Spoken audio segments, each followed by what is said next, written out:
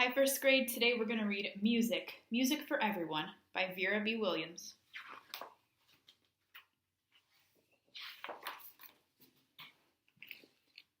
Our big chair often sits in our living room empty now. When I first got my accordion, Grandma and Mama used to sit in that chair together to listen to me practice. And every day after school, while Mama was at her job at the diner, Grandma would be sitting in the chair by the window. Even if it was snowing big flakes down on her hair, she would lean way out to call, "Hurry up, pussycat, I've got something nice for you." But now, Grandma is sick. She has to stay upstairs in the big bed in Aunt Ida and Uncle Sandy's extra room. Mama and Aunt Ida and Uncle Sandy and I take turns taking care of her. When I come home from school, I run right upstairs to ask Grandma if she wants anything. I carry up the soup Mama has left for her. I water her plants and report if the Christmas cactus has any flowers yet. Then I sit on her bed and tell her about everything.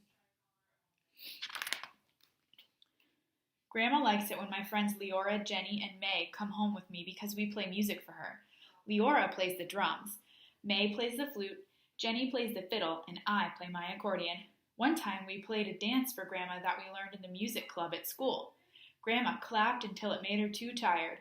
She told us it was like the music in the village where she lived when she was a little girl. It made her want to dance right down the street. We had to keep her from trying to hop out of bed to go to the kitchen and fix us a treat. Leora and Jenny and May and I left Grandma to rest and went down to get our own treat. We squeezed together into our big chair to eat it. "It feels sad down here without your Grandma," Leora said. "Even your big money jar up there looks sad and empty. Remember how it was full to the top and I couldn't even lift it when we bought the chair for my mother?" I said. "And remember how it was more than half full when you got your accordion?" Jenny said. "I bet it's empty now because your mother has to spend all her money to take care of your Grandma till she gets better. That's how it was when my father had his accident and couldn't go to work for a long time," May said. May had a dime in her pocket and she dropped it into the jar. "That will make it look a little fuller anyway," she said as she went home. But after Jenny and Leora and May went home, our jar looked even emptier to me. I wondered how we would ever be able to fill it up again while Grandma was sick. I wondered when Grandma would be able to come downstairs again. Even our beautiful chair with roses all over it seemed empty with just me in the corner of it. The whole house seemed so empty and quiet. I got out my accordion and started to play. The notes sounded beautiful in the empty room. One song that is an old tune sounded so pretty I played it over and over. I remembered what my mother had told me about my other Grandma and how she used to play the accordion. Even when she was a girl not much bigger than I, she would get up and play at a party or a wedding so the company could dance and sing. Then the people would stamp their feet and yell, "More, more!"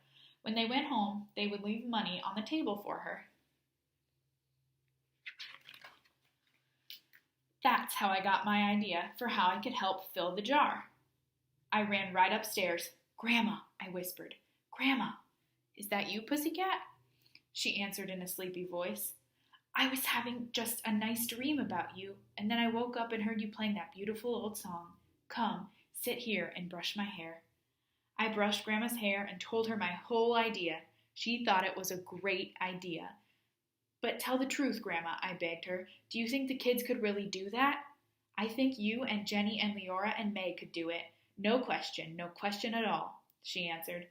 "Only don't wait a minute to talk to them about it. Go call them and ask them now." And that was how the Oak Street Band got started. Our music teachers helped us pick out pieces that we could all play together. Aunt Ida, who plays the guitar, helped us practice. We practiced on our back porch. One day, our neighbor leaned out his window in his pajamas and yelled, "Listen, kids, you sound great, but give me a break. I work at night. I've got to get some sleep in the daytime." After that, we practiced inside. Grandma said it was helping her get better faster than anything. At last, my accordion teacher said that we sounded very good. Uncle Sandy said so too. Aunt Ida and Grandma said we were terrific. Mama said she thought anyone would be glad to have us play for them. It was Leora's mother who gave us our first job. She asked us to come and play at a party for Leora's great-grandmother and great-grandfather. It was going to be a special anniversary for them. It was 50 years ago on that day that they first opened their market on our corner. Now Leora's mother takes care of the market. She always plays the radio loud while she works, but for the party, she said there just had to be live music. All of Leora's aunts and uncles and cousins came to the party. Lots of people from our block came too. Mama and Aunt Ida and Uncle Sandy walked down from our house very slowly with Grandma. It was Grandma's first big day out. There was a long table in the backyard made from all the little tables pushed together. It was covered with so many big dishes of food that you could hardly see the tablecloth, but I was too excited to eat anything. Leora and Jenny and May and I waited over by the rose bush.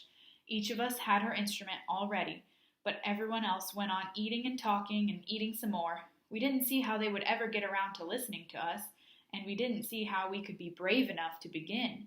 At last, Leora's mother pulled us right up in front of everybody. She banged on a pitcher with a spoon to get attention. Then she introduced each one of us. "And now we're going to have music," she said. "Music and dancing for everyone." It was quiet as a school assembly. Every single person there was looking right at Leora and Jenny and May and me, but we just stood there and stared right back. Then I heard my grandma whisper, "Play, pussycat, play anything, just like you used to play for me." I put my fingers on the keys and buttons of my accordion. Jenny tucked her fiddle under her chin. May put her flute to her mouth. Leora held up her drums. After that, we played and played.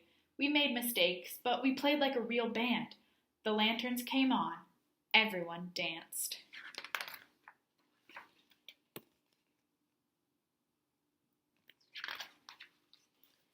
Mama and Aunt Ida and Uncle Sandy smiled at us every time they danced by.